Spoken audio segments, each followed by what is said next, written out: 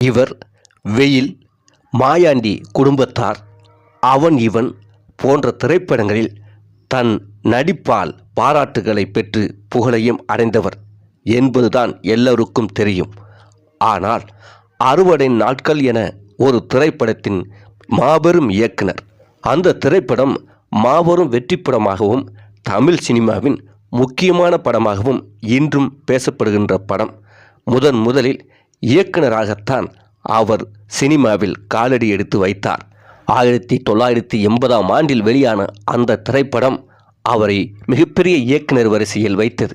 கதை ஆசிரியர், இயக்குனர், பாக்யராஜ் அவர்களின் உதவியாளர், நடிகர் என சினிமாவில் பல சாதனைகளை புரிந்த மாபெரும் இயக்குனர். தற்போது நடிகர் கருணாஸ் அவர்கள் முக்கியமான கதாபாத்திரம் நடித்து அவர் தயாரித்து சத்தியமூர்த்தி என்ற புதுமுக இயக்குனர் இயக்கி வெளியாக இருக்கும் பிரசிடென்ட் என்ற திரைப்படம் இவர் வாழ்நாளில் முக்கிய திரைப்படமாக இருக்கும் என சினிமா உலகில் பேசப்படுகின்றது. அந்த திரைப்படத்தில் இதுவரை தமிழ் சினிமாவில் யாரும் நடித்திராத கதாபாத்திரத்தில் நடித்து இருக்கின்றார்.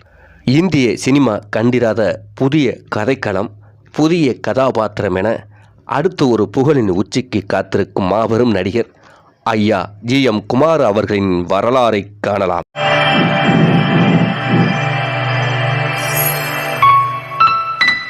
மாபெரும் இயக்குனர், நடிகர் ஐயா GM குமார் அவர்கள் 1957ஆம் ஆண்டு ஜூலை மாதம் 26ஆம் தேதி சென்னையில் உள்ள ஆவடியில் பிறந்தார்.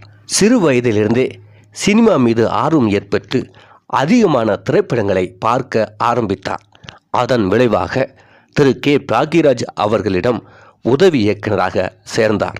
பல திரைப்படங்களில் உதவி இயக்குனராக இயக்குனர் பாக்யராஜ் அவர்களிடம் பணியாற்றிய ஐயா GM குமார் அவர்கள் பல திரைப்படங்களுக்கு கதை எழுதினார்.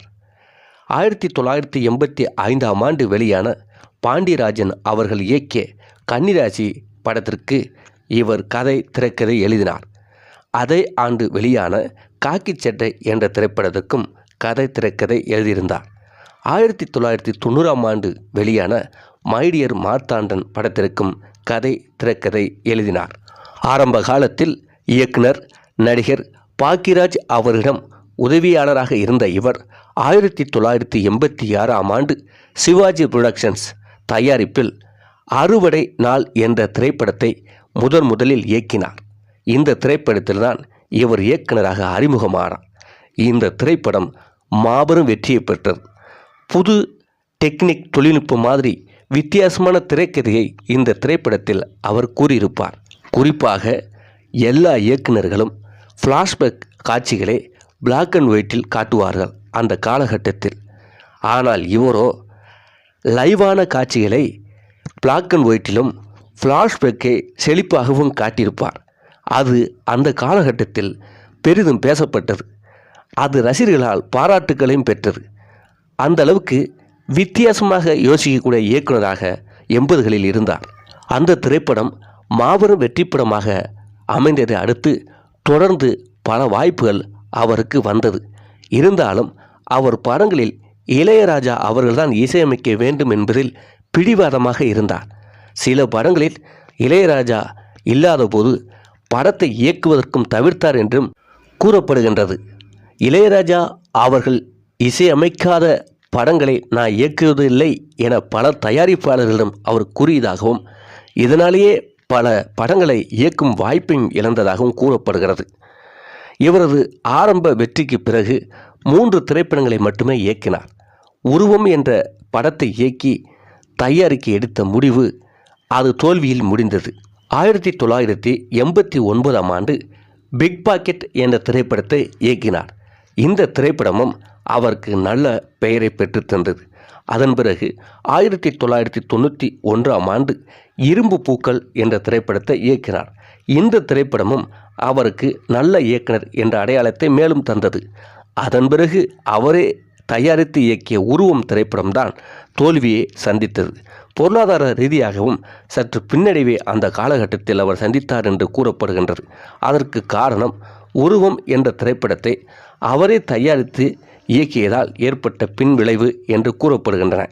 நல்ல இயக்குனர் என அடையாளம் படுத்தி தமிழ் சினிமாவில் முத்திரை பதித்த இவர் 1992ஆம் ஆண்டு இயக்குனர் பாரதிராஜா அவர்கள் இயக்கிய கேப்டன் மகள் திரைப்படத்தில் வில்லன் நடிகராக அறிமுகமானார். பின்னர் ஆவணப்படங்களை உருவாக்குவதற்கும் மானுடவியல் குறித்த அறிவதற்குமான பணிகளில் ஈடுபட்டார். 2000களின் முற்பகுதியில் இவர் மீண்டும் கஷ்டமான நிலையில் வணிக ரீதியாக பொருளாதார ரீதியாக கஷ்டப்பட்டார் என்றும் கூறப்படுகின்றது. மேலும் ராமச்சந்திரா, வெளியிடப்படாத சிவலிங்கம் IPS உட்பட பல திரைப்படங்களில் அவர் முக்கியமான கதாபாத்திரத்தில் நடித்தார். அதேபோன்று இயக்குனர் ராஜ்கபூர் அவர் திரைப்படத்தில் இவரை மீண்டும் நடிக்க வைத்தார். இந்த சூழலில்தான் 2006ஆம் ஆண்டு வெளிவந்து மாபெரும் காவியமாக உருவான வெயில் திரைப்படத்தில் நடித்தார். இதை இயக்குனர் சங்கர் தயாரித்திருந்தார். அந்த திரைப்படத்தில் இவர் வில்லனாக நடித்தது பெரும் வரவேற்பையும் பாராட்டுக்களையும் பெற்றது. சினிமாவில் இவருக்கு நடிகராக மாபெரும் திருப்பு முனையை ஏற்படுத்திய திரைப்படமாக இயக்குனர் சங்கர் அவர்கள் தயாரித்து இயக்குனர் வசந்தபாலன் அவர்கள் இயக்கிய வெயில் திரைப்படமாகும். இந்த திரைப்படம் இன்றும் மக்களால் கொண்டாடப்படும் படமாகவும் இவர் கதாபாத்திரம் வரவேற்பை பெற்ற ரசிக்கும் கதாபாத்திரமாகவும் இன்றும் நிலைத்து இருக்கிறது. அதன் பிறகு தொடர்ந்து பல திரைப்படங்களில் அவர் நடிக்க ஆரம்பித்தார். இன்னொரு தளத்துக்கு அவரை புகழின் உச்சாணிக்கு கொண்டு செல்லும் திரைப்படமாக மாயாண்டி குடும்பத்தார் திரைப்படம் அமைந்தது. வில்லனாக அந்த திரைப்படத்தில் அவர் நடித்த நடிப்பும் மக்களை பெரிதும் பாராட்ட செய்தது. அந்த திரைப்படமும் அவருக்கு சினிமாவில் முக்கிய மைல்கல்லாக அமைந்தது. அதன் பிறகு பாலா அவர்கள் இயக்கிய அவன் இவன் திரைப்படம் அவரை விருது வரை அழைத்து சென்றது. அந்த திரைப்படத்தில் ஒரு காட்சியில் அவர் நிர்வாணமாக நடித்திருப்பார். வில்லன் அவரை நிர்வாணமாக்கி அடிப்பார். அந்த காட்சி உலக சினிமாக்களில் எந்த நடிகரும் நடிக்காத காட்சி, எந்த நடிகனுக்கும் வராத தைரியம் அந்த திரைப்படத்தில் அவர் நடித்திருப்பார். அவருக்கு அந்த திரைப்படத்தில் பாலா அவர்களுக்கு ஒத்துழைப்பும் கொடுத்திருப்பார். அதனால் அந்த கதாபாத்திரம் விருது வரை சென்றது. அந்த படத்தில் நடித்ததற்காக சிறந்த துணை நடிகருக்கான விஜய் விருதுக்கு பரிந்துரை செய்யப்பட்டது. இவ்வாறு தமிழ் சினிமாவில் தொடர்ந்து பல முக்கியமான திரைப்படங்களில் முக்கியமான கதாபாத்திரங்களில் நடித்து வருபவர். சமீபத்தில் வெளியாக இருக்கும் நடிகர் கருணாஸ் அவர்கள் தயாரிப்பில் நடித்த பிரசிடென்ட் என்ற திரைப்படம் மாபெரும் புகழை தரும் என்று பேசப்படுகின்றது. புதுமுக இயக்குனர் சத்தியமூர்த்தி என்பவர் இயக்கிய இந்த திரைப்படம் வித்தியாசமான கதைக்களம், வித்தியாசமான கதாபாத்திரம் என அமைந்திருப்பதால் அந்த திரைப்படம் தனக்கு முக்கியமான திரைப்படமாக இருக்கும் என எதிர்பார்த்திருக்கின்றார். இவ்வாறு உதவி இயக்குனராக, கதை ஆசிரியராக, இயக்குனராக, நடிகராக தமிழ் சினிமாவில் தனக்கென தனி முத்திரை பதித்தவர் மாபெரும் இயக்குனர் நடிகர் ஐயா GM குமார் அவர்கள். இவர்கள் நடித்த முக்கியமான திரைப்படங்களையும் அது வெளியான வருடங்களையும் காணலாம்.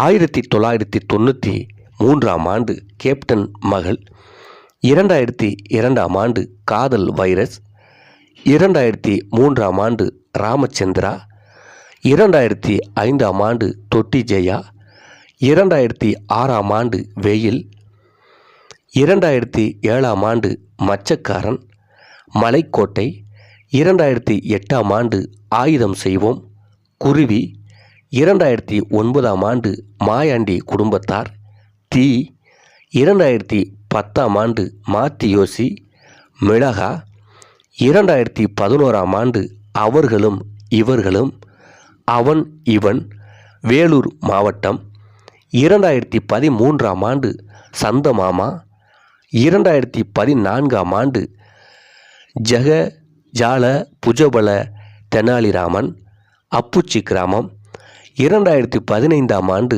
சண்டமாருதம், அகத்திணை, யட்சன், 2016ஆம் ஆண்டு தாரை தப்பட்டை, என்னம்மா கதை விடுறானுங்க, 2017ஆம் ஆண்டு சரவணன் இருக்க பயம் ஏன், திறப்பு விழா, 88, வேலையில்லா பட்டாதாரி 2, கிடா விருந்து, 2018ஆம் ஆண்டு ஜருகண்டி, 2019ஆம் ஆண்டு நான் அவளை சந்தித்தபோது, 2021ஆம் ஆண்டு சிதம்பரம் ரயில்வே கேட், கர்ணன், 2024ஆம் ஆண்டு பிரசிடென்ட் போன்ற பல திரைப்படங்களில் நடித்திருக்கின்றார்.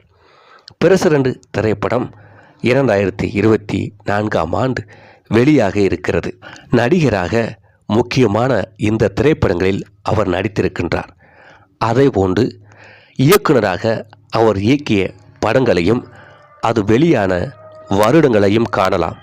1986ஆம் ஆண்டு அறுவடை நாள், 1989ஆம் ஆண்டு பிக் பாக்கெட், 1991ஆம் ஆண்டு இரும்பு பூக்கள், உருவம் போன்ற திரைப்படங்களை இயக்கியுள்ளார்.